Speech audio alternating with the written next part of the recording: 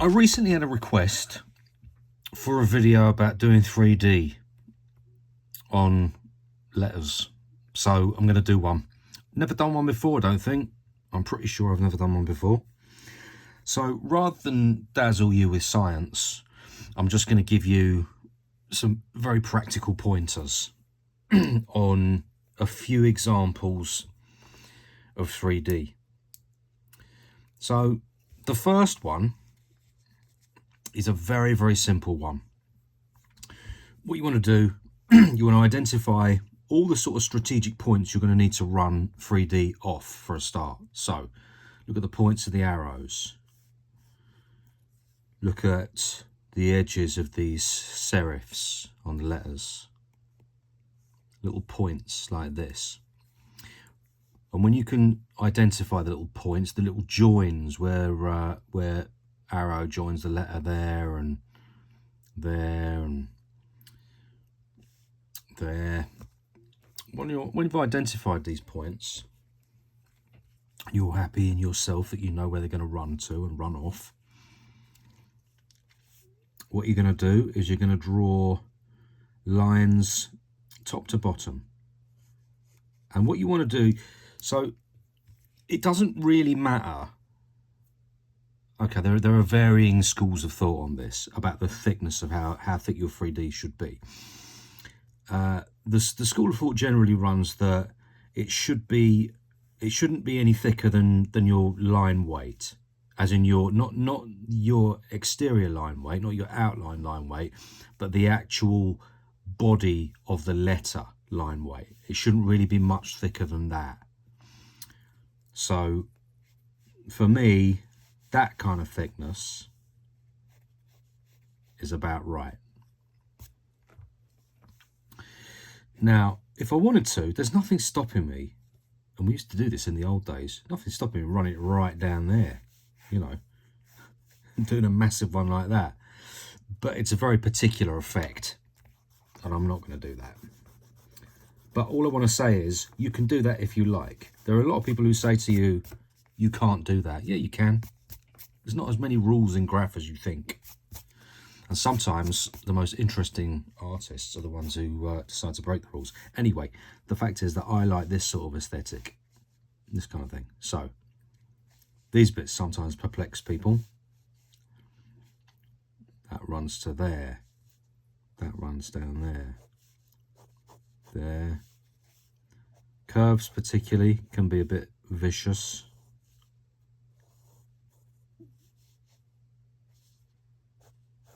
Okay, you can see where I'm going with this. Okay.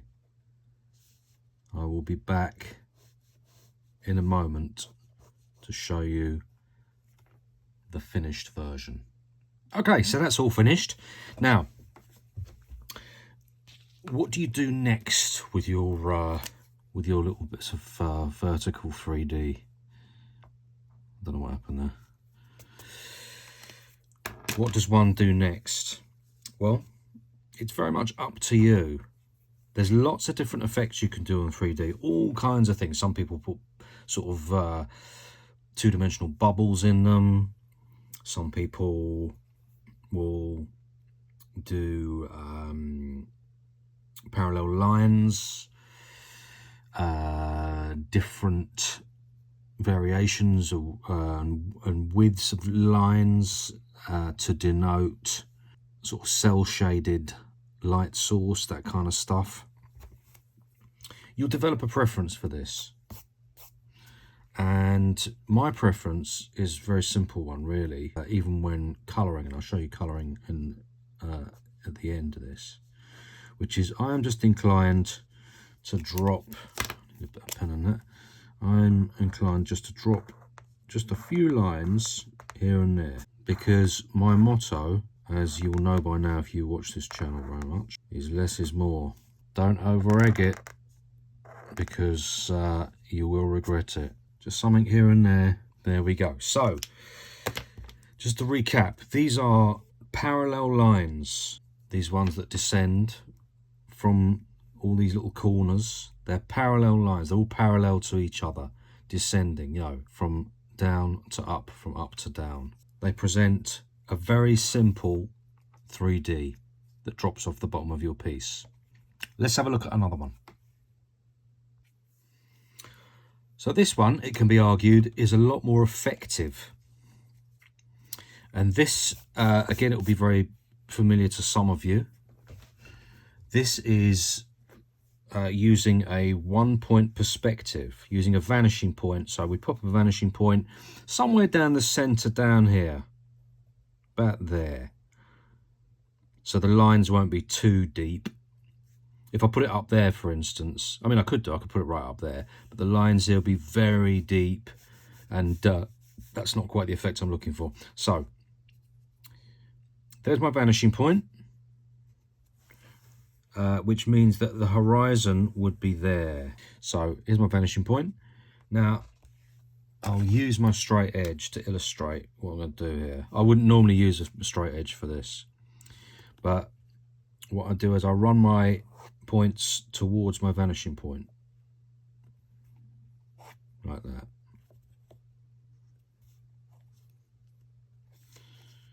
Like I said, I wouldn't normally bother doing this. I just normally I just estimate where the vanishing point is, and by that I mean what I would normally do, just to clarify, is I just look at that, run that down there, there, there, there, there. That's what I'd normally do, because it's a lot quicker. I don't use a straight edge very often. You get the picture. There we go. So that's what I'd do. So once I've got, I should probably put these lines in, shouldn't I, so you can see them. Once I've got all my lines in reasonably, and I'm reasonably happy with where they are, what I need to do then is just start to link them up. And again, using the width that I talked about before. That's a kind of standard width for me. I don't normally go any fatter than that, and I certainly don't go any thinner. In fact, in the old days, I used to do my 3D very, very thin like that. And it makes it too weedy, in my opinion. I do know people who use that really, really thin 3D, make it quite effective, but not for me. It's not for me. I prefer this sort of aesthetic, a bit fatter. So now we're just starting to put the points together that I missed. There we go. Now this, it can be argued, is slightly more interesting than the 3D that we've already seen. Just makes it a tiny bit more dynamic than that kind of, I think the technical term is oblique. I said I wasn't going to dazzle you with science, but I think that's what that last example was. Not that it matters, but this is just a bit more interesting, this kind of 1-point perspective 3D. I used to do the 3D that I showed you prior to this, and when I discovered this, I switched to this pretty quick. It was just a lot more effective. Okay, there we go. I'm going to ink that and come back to you. And we're all done. I've probably missed a bit, but who cares? I'm just giving you a general idea of how to do this, really. So there you go. That's that one finished. I'm going to come back to this one because I'm going to show you how I use colour in 3D very effectively. I'm going to use this as an example. So instead of doing anything with it right now, I'm going to give you one more example of 3D, and it's maybe not what you're expecting, not that usual for nowadays. So this is something you don't really see nowadays, or you don't see it very much. Every so often you see it, but not very much. We used to use this kind of 3D a lot back in the 90s. And instead of the 3D coming off the bottom, I mean, you can put it off anywhere, by the way. So you're looking at a two-dimensional object in space. To give it 3 dimensions, it could sit anywhere in space. The 3D could come off any direction you like. If you want it to come off the bottom left-hand side, or if you want to bring a vanishing point down here, so all your lines converge down here, you can do that if you like. But it's become convention in graph to sort of take the 3D off the bottom because it's the most aesthetically pleasing. Don't ask me why, it just is. This is one that we used to do back in the day. We used to do it off the side, like this. It used to be parallel lines off the side. And it was very, very effective on train pieces for some reason. Again, I don't really understand the aesthetics and why they were so effective, but they certainly were. Now again, you're doing a slightly different aesthetic, so you've got to have a different mindset about this, really. There we go, there we go. This is not something I employ very often nowadays. In fact, I've not done one of these for a long time. I don't even know how long. So you see where I'm going with this? 3D that runs off the side. Off to the side, off to the right hand side, specifically in this case. Okay, so what I'll do, I'll quickly finish up this, ink it in, and show you the result of this. So there you go, that's what it's like when it comes off the right hand side, which I've not done in ages. I've done it quite rough here, obviously, but it reminds me how effective it is, actually. It's a really, really nice, it's a nice aesthetic. One of the things that I really notice about these, looking back on them, so this adds to the width of your piece. That may seem very obvious, but it's worth bearing in mind, which is why it's good for a panel on a train, right? Or something like that. Not that I would ever encourage anybody to do that, obviously, but it adds to the width of your piece. These other ones, they add to the height of your piece, something extra on the bottom, so it becomes chunkier in that direction. So if you've got a long slender piece, which this sort of is, it's a long slender piece, to have 3D that runs off the bottom of it just makes it a tiny bit chunkier. Again, it's completely up to you, really, whatever you find more aesthetically pleasing. It's up to you. I'm going to talk about colour now and how to colour this. Now, there are different ways. If you want to work in black and white on this kind of a piece, then you can do what we talked about earlier, where you can put a big fat black key line around it, just do a bit of black and white in the 3D, just to give the viewer's eye a bit of help when it comes to identifying where the 3D is, that kind of thing. If you want to go a bit further in black and white, you can go a bit further. You can go into light source stuff. Very, very simple light source. Very simple. This is how simple. Imagine you've got a light source coming from here, which is mostly where I put my light source, directing in from here. So light comes in this direction, from the top right. Let's just remind ourselves there. Light going there. Which means that any planes that are facing away from here will be starved of light completely. So let's find them. That's one. That's one. That's one there. That's one there. That's one there. That one. That one. That one. That one. That one. That one. That one. Are there any others? Doesn't really matter, and I'll show you why. So we start blacking these in, basically. Let's black in this one first. Okay, so I've blacked in all them surfaces there. Now, I can go further, because there are some sort of areas that are a bit they're literally grey areas, which are, they're not completely facing away from the light, but they don't get a whole lot of light either. I've already blacked one of them there. There's another one there. There's another one there. So I can make these a bit blacker if I want. So let's make them a bit blacker. Okay, now there's bits sort of tucked away that will be a bit blacker as well, because they're tucked away from the light. Little bits like that. Hit them with the blacks as well. Okay, so you're getting a lot more body. Can you see this? You're getting a lot more body. It feels a lot fuller than it did before. Now, if you want to go even further, you can introduce a grayscale into this.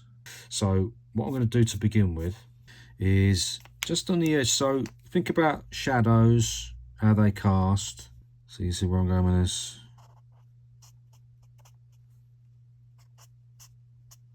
Just about putting extra bits of shadow in. There we go. And you don't, like I've said before, you don't have to over egg this. You can do just enough to sell the idea of it to your viewer, and then you can leave it. You know, I'm perfectly happy to leave these nice and empty. I don't want to put stuff in everything because less is more, right? Now, you can go on and on and on and elaborate on this, all kinds of stuff.